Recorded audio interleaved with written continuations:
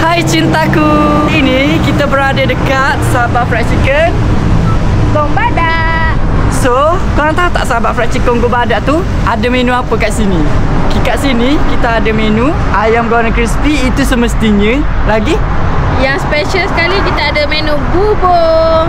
Selain daripada tu, kita juga ada menu burger dan juga menu nasi lemak. So guys, Memang korang pernah datang tak kat sini?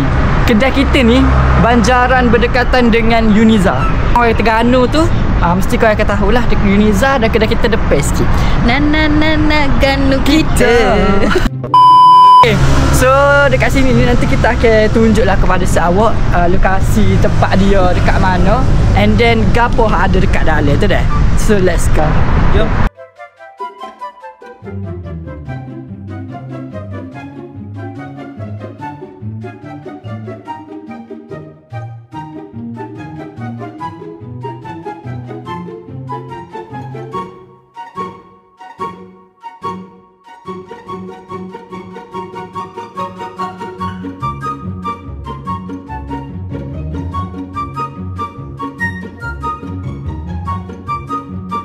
Okey, untuk pengetahuan korang, kedai kita beroperasi setiap hari dari 10 pagi sampai 11 malam.